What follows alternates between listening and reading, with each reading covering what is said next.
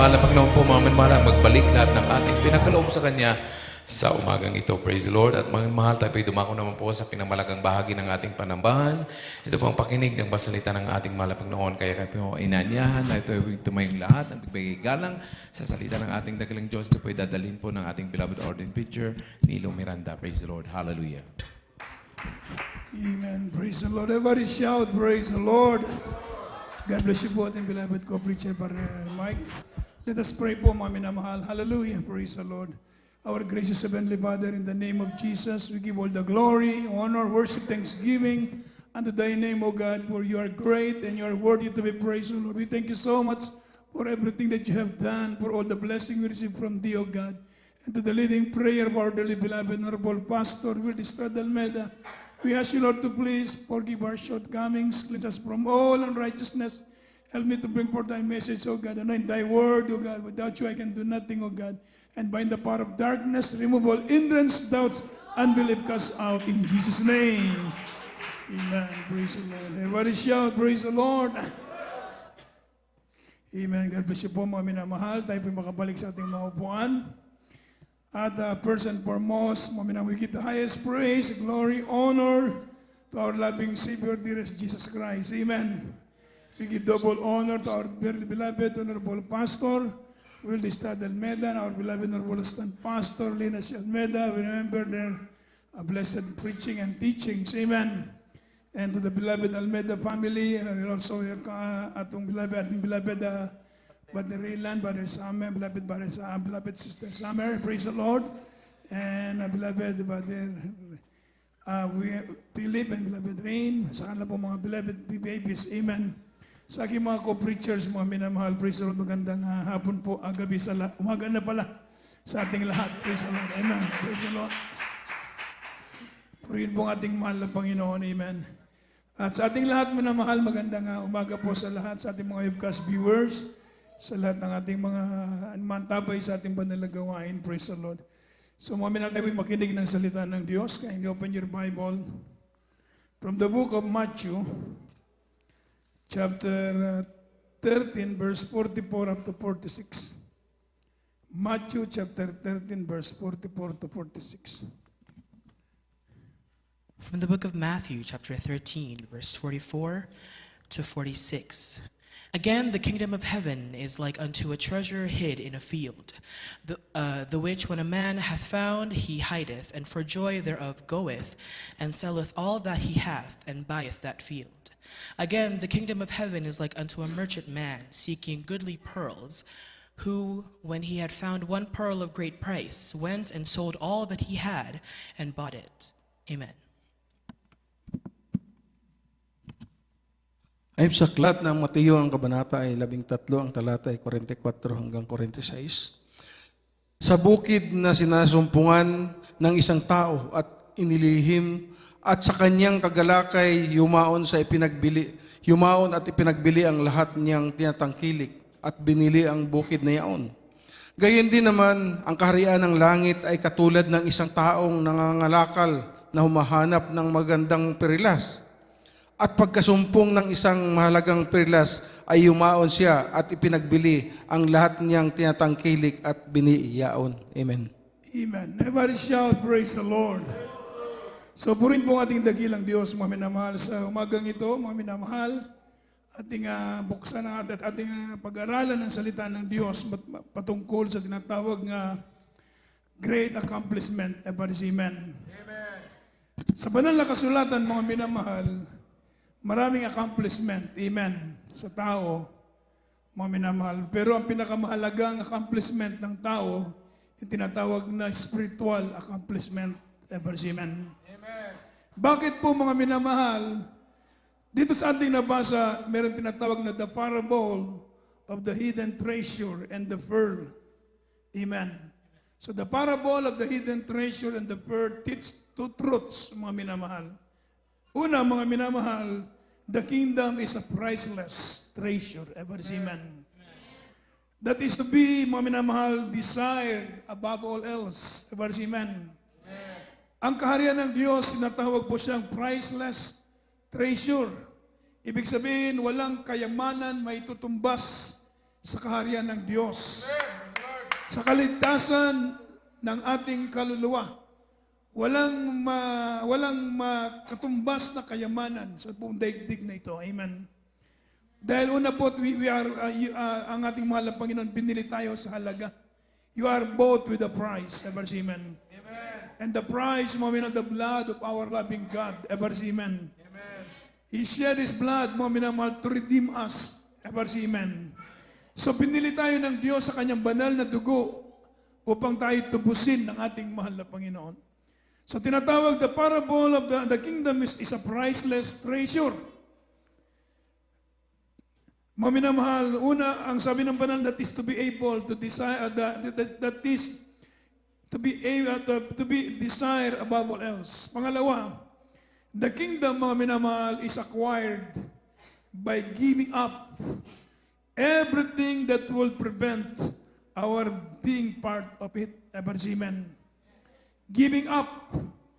Mga minamahal, maangkin mo ang kaharian ng Diyos by giving up everything that will prevent, mga minamahal, amen, our tinatawag being part of it. Bago natin maangkin ang kaharian ng Diyos, kailangan i-give up mo ang lahat ng bagay sa iyo. Ever see, amen. Yung selling all means, mga minamahal, that we must transfer our whole heart from other interests to the supreme interest. Ever see, amen. Kaya po ang paglilingkod sa Diyos, hindi basta-basta. Hindi basta-basta, mga minamahal, ang paglilingkod sa Diyos. Maraming mga heroes of faith sa Bible. Ever see, amen. Maraming mga record ng holy men and women recorded in the scriptures can live valuable lessons. Ever see, amen. Just like during the book Moses, he suffered with the people of God, mga minamahalin. He chose to suffer with the people of God. Amen. Than to enjoy the pleasures of sin for a passion. Ever say for a moment. Ever see, amen. Mas pinili pa niyang makisama sa mga anak ng Diyos kaysa magkasama ng mga taong hindi naglilingkod sa Diyos. Ito'y napakalaga, mga minamahal. Bakit? Pinag-aaralan natin ito sapagkat bago natin maangkin ang kaharian ng Diyos, kinakailangan i-give up mong lahat. Ever see, amen.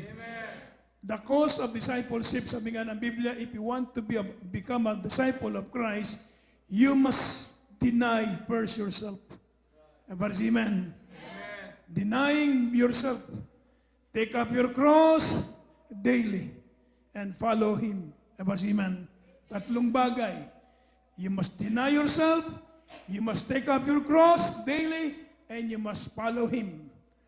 Walang tinatawag nga kondisyon. Ever see, amen. Sumunod ka sa mahal na Panginoon. Kaya po tinatawag na great accomplishment. Bakit? Bago natin na ituro sa inyo, bakit kailangan tinatawag itong great accomplishment? Dahil una, ang kaharian ng Diyos ay priceless treasure. Ever see, amen. Pag sinabing priceless treasure, mga minamahal, walang katumbas na kayamanan sa daigdig na ito. Ang kaligtasan ng kaluluwa. Kaya ang Diyos hindi basta-basta tumawag ng tao na maging leader. Ever see, amen. Tinawag ng Diyos si Moses. Ever see, amen. Tinawag ng Diyos ang mga ibang mga apostles. Mga apostoles ng mahal na Panginoon, iniwan nilang lahat. Amen? Iniwan nilang lahat, sumunod sa mahal na Panginoon. Kaya sabi ng mahal na Panginoon, iniwan namin ang lahat, sumunod sa iyo. Anong matanggap namin? Sabi ng mahal na Panginoon, walang nag-iwan ng kanyang mahal sa buhay, kayamanan man o bahay man, na hindi tatanggap ng 100, more than 100-fold. Ever see, amen. Sa buhay na ito at doon sa darating na buhay. Ibig sabihin, ang paglilingkod natin sa Diyos na ito, mga minang nakikita ko ang inyong sakripisyo, nakikita ko na pagod ang ating physical na katawan, pero nandito tayo sa bahay-sambahan ng Diyos upang hanapin natin ang mahal na Panginoon. Ever see, amen. Kaya ang Diyos, nakikita niya ang bawat isa sa inyo. Ever see, amen. So paano natin masabi ng Biblia? Paano natin maangkin yung tinatawag na great, magkaroon tayo ng great accomplishment sa buhay natin, mga minamahal. Sabi ng banal na kasulatan, mga minamahal, from the book of Psalm, chapter 25, verse 10, kindly. From the book of Psalms, chapter 25, verse 10. All the paths of the Lord are mercy and truth unto such as keep his covenant and his testimonies. Amen. Ayon sa mga awit, ang kabanata ay 25, ang talata ay 10. Lahat na landas ng Panginoon ay kagandahang loob at katotohanan sa mga gayon na nag-iingat ng kanyang tipan at kanyang mga patotoo. Amen. Everybody say, praise the Lord. Lahat na landas ng Panginoon ay kagandahang loob at katotohanan sa mga gayon na nag-iingat ng kaniyang tipan. Everybody say, amen. Ng kaniyang patotoo. Una, mga minamahal, when you are committed to following God, He will lead you, mga minamahal, to His will for your life. Everybody say, amen. Kapag ibigay mo ang buhay mo sa Diyos, i-commit mo ang buhay mo sa mahal na Panginoon, sabi po ng Biblia, sa pagsunod sa kalooban ng Diyos, He will lead you to His will for your life. Everybody say, amen. Magkakaroon ng buhay ang bawat isa sa inyo. Kaya mga kabataan, kung halimbawa ang inyong mga magulang na saved, dinadala kayo sa gawain, mula maliit pa kayo hanggang kayo sa malaki na kayo, hindi kalugihan na nagkaroon kayo ng magulang na naglilingkod sa Diyos. Everybody say, amen. Isang dakilang pagpapala na meron kayong magulang na naglilingkod sa Diyos. Isang blessing para sa inyo na ang inyong mga parents ay kumikilala sa Diyos. Mga minamahal, napakaraming magulang ngayon dito sa Canada. Amen? Nakita ko mga kabataan dito sa Canada, mga minamahal, liberated sila. Amen? Gusto magawa nilang, gusto lang walang guided, mga minamahal, sa kanilang magulang sa espiritual na bagay. Sabalit napakapalad ninyo mga kabataan sapagkat ang inyong mga magulang naglilingkod sila sa ating mahal na Panginoon. Ito ang dakilang blessing to have a Christian parent, to have a God-fearing father, mother. Everybody say amen. It's a great blessing for you, mga minamahal. Nagkaroon kayo ng matakutin na magulang sa Diyos. Lalo na sa bansang ito, napakahirap. Amen. Amen? Pag hindi na-monitor yung mga kabataan, kawawa sila. Kahabag-habag sila sa spiritual.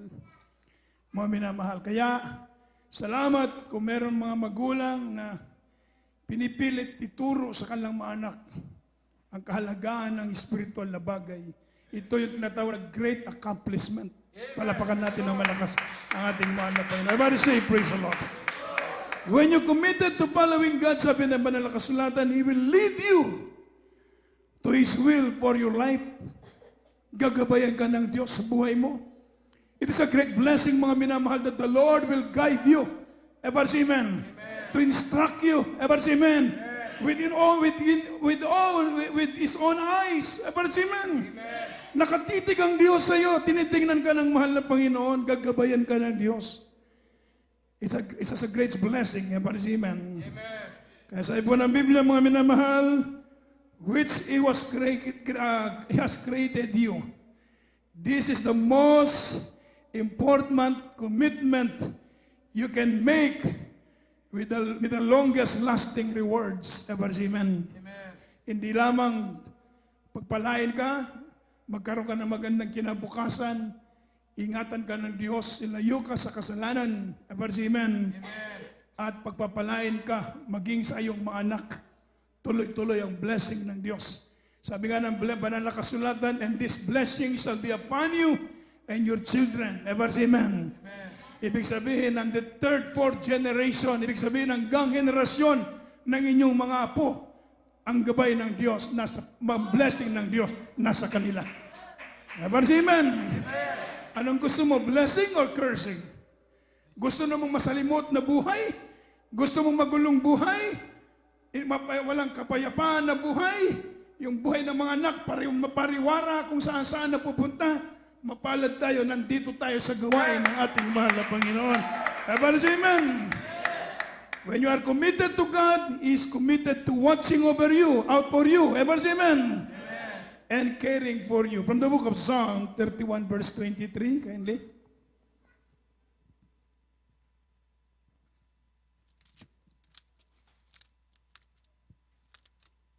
Psalm 31:23. Amen. Here in the book of Psalms, chapter 31, verse 23. O love the Lord, all ye his saints, for the Lord preserveth the faithful, and plentifully rewardeth the proud of doer. Amen. Ayon sa mga awit, ang kabanata ay 31, ang talata ay 23. O, ibigin ninyo ang Panginoon, ninyong lahat, mga banal niya. Pinalalagi ng Panginoon ang tapat at pinanghihigantihang lubos ang manggagawang palalo. Amen. Everybody shout, praise the Lord. So, sabi po na, love the Lord, all you godly ones. Sabi po ng Biblia, for the Lord protects those who are loyal to Him. He will preserve you. Everybody say amen. If He will preserve you, God, thy going out and thy coming in. Everybody say amen. Ibig sabihin, mga minamahal, money, friends, mga minamahal, tinatawag kayamanan o magulang man, minsan mga minamahal, hindi po tinatawag na source of ultimate source, mga minamahal. Ang Diyos ang pinagmumulan ng lahat ng mabuting bagay ang mahal na Panginoon. Ever say amen? Kaya sabi po ng banal na kasulatan, we are committed to God. Mga minamahal, He is committed to watching out for you. And caring for you. Ingatan ka ng Diyos, proteksyonan ka ng Panginoon. Kaya mga minamahal, sabi po ng banal na kasulatan, mga kapatid, napakalaga, i-commit natin ang buhay natin sa mahal na Panginoon. Para makangkin natin tinatawag na great accomplishment. Una mga minamahal, meron tinatawag na how to achieve it. Una mga minamahal, by realizing the brevity of life. Maiksi lang ang buhay. Huwag nating sayangin ang buhay. Amen. O just imagine, mga minamahal, na parang kailan lang, kahapon lang, parang ipinanganak ka. Pagkatapos ngayon, malapit ka na mag-senior citizen. Di ba? Ganun kadali ang buhay. Amen? Amen.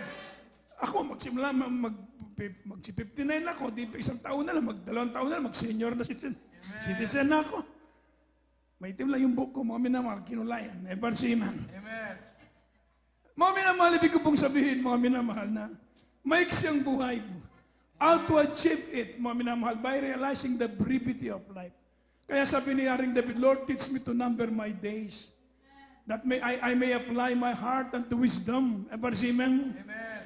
What is life? At best, 60, 70. Ganun lang ang kaiksi ang buhay.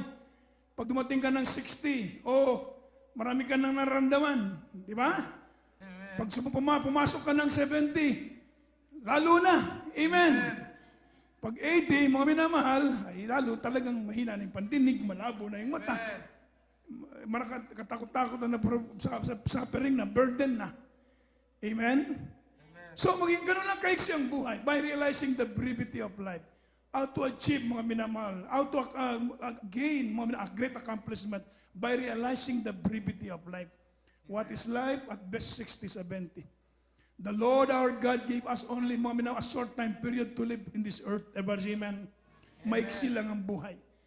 Pangalawa, by youthful pity. Abang bata pa tayo, huwag nating sayangin. Amen. Amen.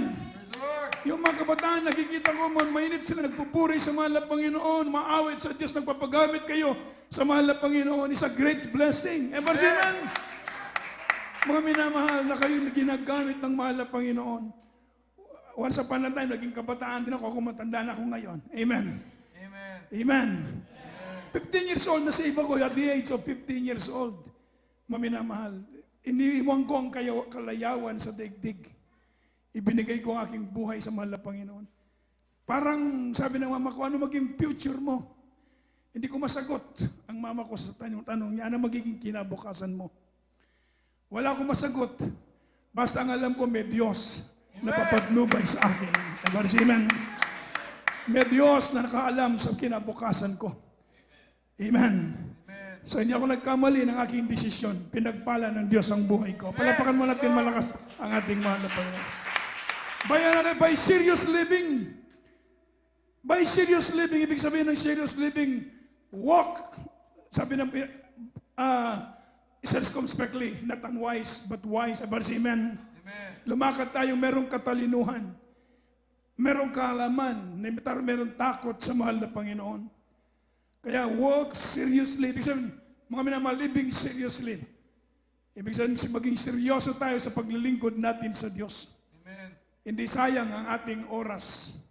At ano pa sabi ng Biblia? By, mga minamahal, subordinating earthly duties into heavenly. Ibig sabihin, mga minamahal, mas paboran natin bigyan ng pagkakataon ng spiritual na bagay. Kaya ako'y natutuwa kahit pagod kayo sa trabaho, nandito kayo mamaya, trabaho na naman. Dito sa Canada, puros trabaho. Amen. Pero sige lang, meron kayo, nag-ipon kayo ng kayamanan sa langit sa piling ng mahal na Panginoon. Never say amen. And by consistent example before the Word, maging halimbawa kayo dito sa daigdig na ito. Ang buhay nyo precious sa harap ng Diyos. Tinawag tayo ng mahal na Panginoon to become salt of the earth. To become light of the world. Amen. Ang Diyos, ang Espiritu ng Diyos nasa inyo. Ang wisdom ng Diyos nasa inyo. Gagamitin kayo sa pamamalakayan ng mga kaluluwa. Mailapit sila sa paanan ng ating mahal na Panginoon. May plano ang Diyos sa buhay nyo. Amen. Tandaan ninyo, mayroong layunin ng Diyos. Bakit pinilit kayo ng mahal na Panginoon? Gagamitin kayo ng ating dakilang Diyos. Ever shout, praise the Lord. Yes, Lord. In the book of Psalm, Isaiah muna tayo. From the book of Isaiah, chapter 46, verse 4, kindly. From the book of Isaiah, chapter 46, verse 4. And even to your old age I am he, and even to your hoar hairs I will carry you. I have made and I will bear, even I will carry and will deliver you. Amen. Ayon po sa aklat ng Isaiah, ang kabanata ay 46, ang talata ay 4. At hanggang sa katandaan ay ako nga, at hanggang sa magkauban ay dadalhin kita. Aking ginawa at aking dadalhin. Oo, aking dadalhin at aking ililigtas. Amen. Everybody shout, praise the Lord. So, ang sabi po mga minamahal, how strong is God's commitment to me, to us. Sa ating nabasa mga minamahal, sabi ng mahal, I will be your God throughout your lifetime. Ever say amen? Amen. Until your head is white with age. Ever say amen? Hanggang puputi na yung buhok, kasama mo pa rin ang mahal na Panginoon. Hindi ka iiwanan ng Diyos. Ever say amen? Sabi ng mahal na Panginoon, sasamahan ka ng Diyos, saan ka man pumaroon. Kung just imagine ang Diyos na makapangyarihan sa lahat, ang Diyos na lumalang sa langit, sa lupa, ang Diyos na may-ari ng lahat ng bagay, may-ari ng hininga, may-ari ng buhay mo, sasamahan ka niya hanggang sa iyong buhay, lifetime. Ever say amen? Until your hair is white with age. Hanggang puputi ng iyong buhok. Ever say amen? Sabi ng banal na kasulatan, if you have put your trust in God, mga minamahal, He has promised His total commitment to lead you and guide you for your lifetime. Ever shout, praise the Lord. Merong commitment ng Diyos, tapat ang Diyos.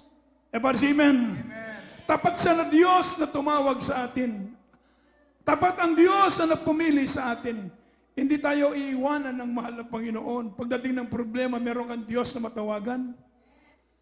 Meron Diyos na tutulong sa iyo. Pag wala ka sa mahal na Panginoon, sinong Diyos tatawagan mo? Walang Diyos na makapangyarihan na tutulong sa iyo. Could just imagine, meron divine care ang mahal na Panginoon. Never say amen. Pag sinabing divine care, ang Diyos lang makakagawa nito. Wala nang ibang makakagawa nito, ang Diyos lang.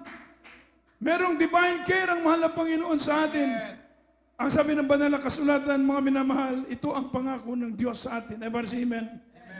Another thing, God's commitment to relations with you is so strong that He sent His only Son, mga minamahal, to die for your sins.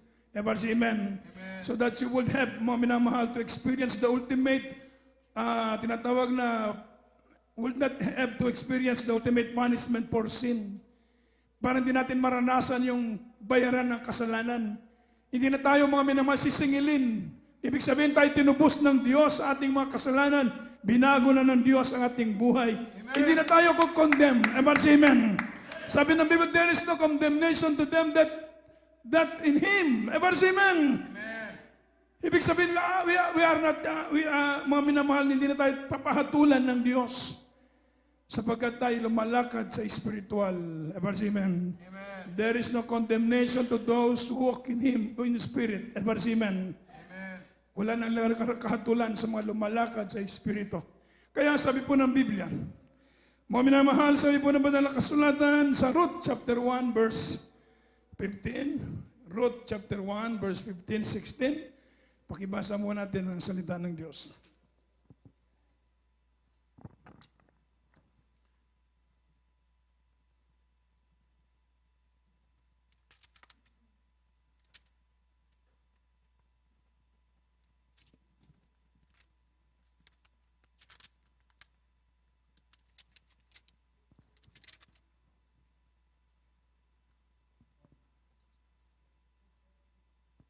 Ruth, sige.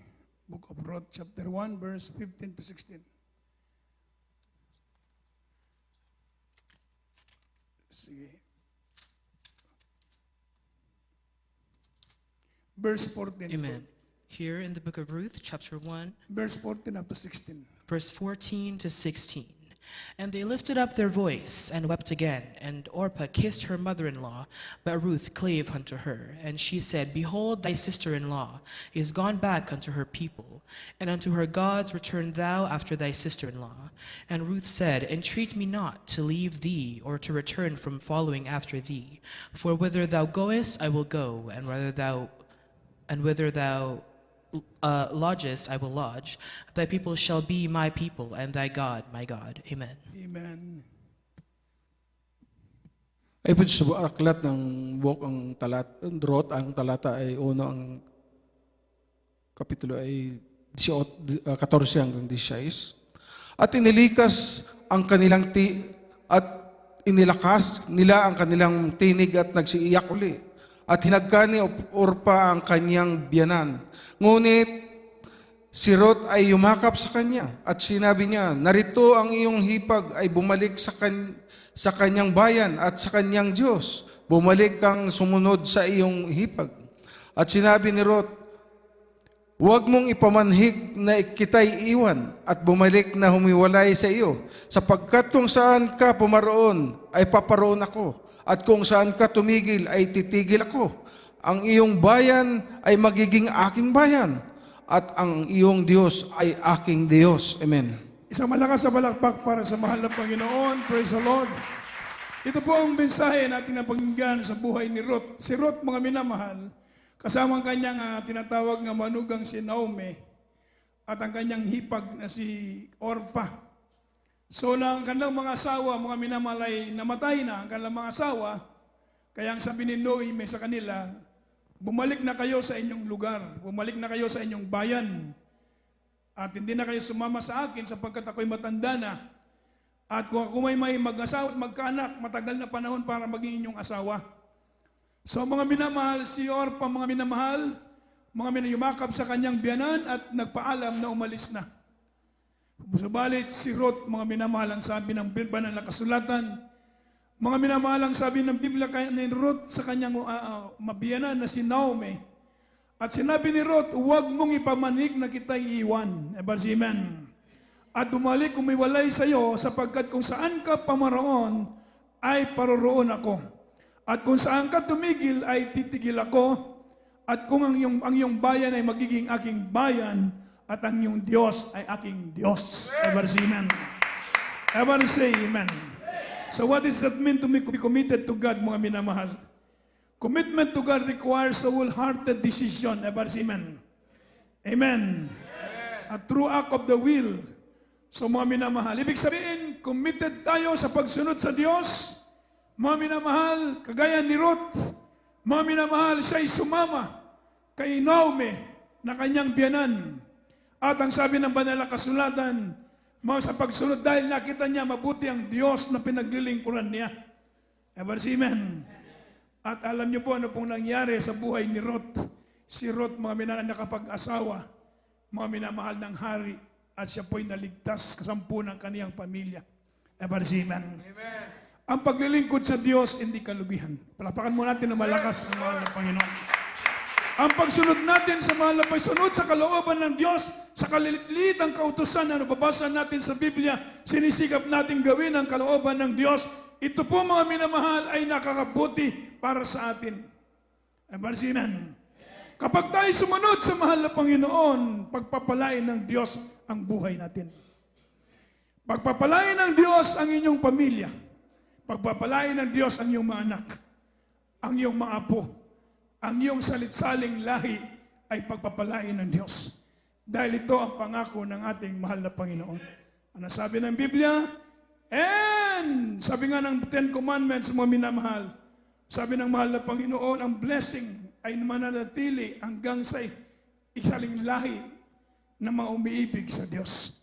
Kaya mga minamahal, magkaroon tayo ng commitment sa paglilingkod sa Diyos. Sabi sa Biblia, dalawa ito. Example, si Ruth at saka si Orpa. Umiwalay si Orpa, bumalik sa kanyang bayan, subalit si Ruth sumunod sa paglilingkod sa Diyos. Isang malakas na palakpak para sa ating mahal na Panginoon. Kaya ang sabi ng Jeremiah, last verse, chapter 9, verse 23 and 24, book of Jeremiah. Chapter 9, verse 23 and 24. From the book of Jeremiah, chapter 9, verses 23 and 24. Thus saith the Lord, let not the wise man glory in his wisdom, neither let the mighty man glory in his might. Let not the rich man glory in his riches, but let him that glorieth glory in this, that he understandeth and knoweth me, that I am the Lord, which exercise loving kindness, judgment, and righteousness in the earth, for in these things I delight, saith the Lord. Amen. Ayon po sa aklat ng Jeremias, ang kabanata ay siyam, ang talata ay 23 hanggang 24. Ganito ang sabi ng Panginoon, huwag magmapuri ang pantas sa kanyang karunungan, o magmapuri man ang makapangyarihan sa kanyang kapangyarihan. Huwag magmapuri ang mayaman sa kanyang kayamanan. Kung magmapuri sa ganito ang lumuluwalhati na kanyang naunawa at kanyang nakikilala ako, na ako ang Panginoon na nagsasagawa sa lupa ng kagandahang loob, kahatulan at katuwiran, sapagkat sa mga bagay na ito ay nalulugod ako, sabi ng Panginoon. Amen. Amen. Isang malakas na palakpak para sa ating mahal na Panginoon. Sabi po ng Jeremiah 9:23 and 24, ganito ang sabi ng Panginoon, huwag magmagpuri ang pantas sa kanyang karunungan, o magmapuri man ang makapangyarihan sa kanyang kapangyarihan. Amen. Huwag magmapuri ang mayaman sa kanyang kayamanan. Wala tayong dapat ay magmapuri. Amen. Kundi bagkus ang ating ipagpamapuri, mga minamahal, nakikilala natin ng Diyos. Ang katuwiran, amen. Ang nagsasagawa sa lupa ng kagandaang loob, kahatulan at katuwiran, walang iba kundi ang Diyos. Ito ang great accomplishment ng tao sa daigdig na ito. The greatest accomplishment, mga minamahal, tinatawag na spiritual accomplishment. Bakit? Ito ang kalooban ng Diyos. Ang pantas, maraming taong mayaman, accomplishment sila sa kanilang kurso, sa kanilang pag-aaral. Amen. Sa kanilang negosyo, sa kanilang hanap buhay, kung ako nilang tinatawag na accomplishment. Pero ang totoong accomplishment na ito sinabi ng Biblia, nakikilala mo ang Diyos. Palapakan natin ng malakas ang ating mahal na Panginoon. Everybody shout, praise the Lord. Praise the Lord. So the greatest accomplishment, mga minamahal, sa daigdig na ito, ay nakikilala mo ang Diyos. Amen. Isinuko mo ang buhay mo sa Diyos. Amen. Pinaglilingkuran mo ang Diyos, everybody amen, na may-ari ng iyong buhay. Ito ang ginatawag na greatest accomplishment. Palakpakan natin na malakas ang ating mahal na Panginoon. Everybody shout, praise the Lord. Kaya habang tayo naglilingkod sa Diyos, mga minamahal, kasama mo ang Panginoon. Ang Diyos mabait, maunawain, mapagpatawad, banay at magalit, sagana ang kanyang kagandahang loob. Hindi niya iiwan ang bawat isa sa atin. Hindi kayo pababayaan ng mahal na Panginoon. Sa buhay ninyo, merong pagpapalang nakalaan para sa ating lahat. May gantimpalang nag-aantay sa atin. At may blessing ng Diyos sa buhay ng bawat isa sa atin. Kaya tayo po'y maglingkod sa Diyos. The greatest accomplishment, is to know Him, to serve Him. Everybody say amen. And to love Him. Amen. And to have a strong commitment to serve Him, to follow Him. Palapakan natin ang malakas ang ating mahal na Panginoon. Tayo po'y magpuri sa mahal na Panginoon. Let us worship the Lord. Praise the Lord po. Amen. Hallelujah. Hallelujah. Hallelujah. Praise the Lord. Tayo po'y magpuri sa mahal na Panginoon sa umagang ito. Praise the Lord. Hallelujah.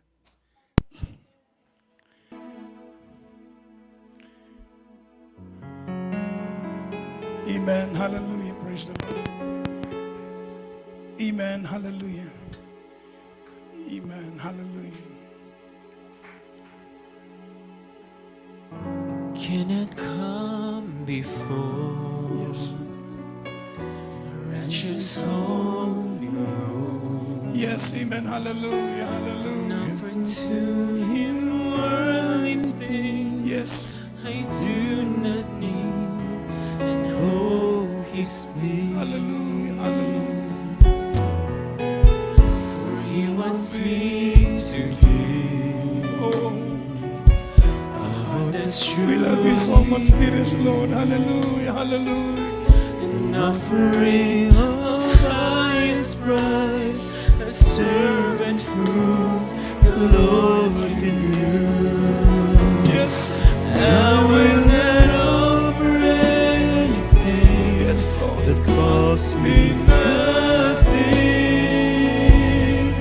I'll place before you nothing less than my very best. And if I'm called to sacrifice, you will be worthy of my price. I will not offer anything that costs me nothing. To serve Him is my goal. Hallelujah. Hallelujah. How could I withhold whatever's mine? He's given me. It's not my own, it's His Hallelujah. alone. Thank you for your love. Whatever He requires, that's my desire. Whatever He needs from me, I'll pay the cost, gain or loss. I will not offer anything that costs me nothing. I'll place before Him nothing less than my very best. But if I'm called to sacrifice, you'll be worthy of my price. I will not offer anything that costs me nothing. I will not offer anything that costs me nothing. I'll place before Him nothing less than my very best. And if I'm called to sacrifice, He will be worthy of my Christ. I will not offer anything that costs me nothing. Service is To serve Him is my goal. yes. How could I withhold whatever's mine? He's given me. It's not my own, it's His Kinibigyan alone. namin o Diyos. Hallelujah. Whatever He Jesus. Hallelujah. Hallelujah. requires, that is my desire. Hallelujah. Whatever He may need from me, I'll pay the cost, gain or loss. I will not offer anything that costs me nothing.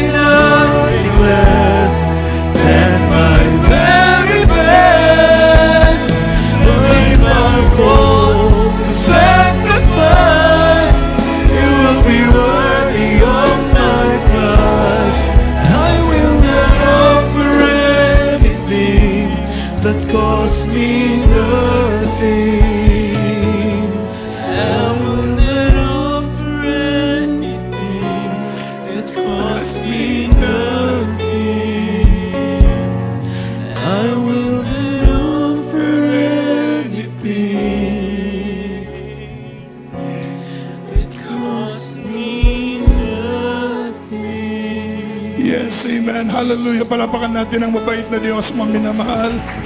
Thank you for your presence, oh God, for your holy presence. Thank you so much. Lord, we love you so much from the bottom of our heart, oh God. We want to serve you, Lord. Hallelujah, hallelujah. We want to follow you, oh God. Hallelujah. We love you, Jesus. Hallelujah, hallelujah. Purihin natin dakilang Diyos, maminamahal tayo magkaisang dumalangin sa ating mga kainingan sa umagang ito. Hallelujah, purihin natin.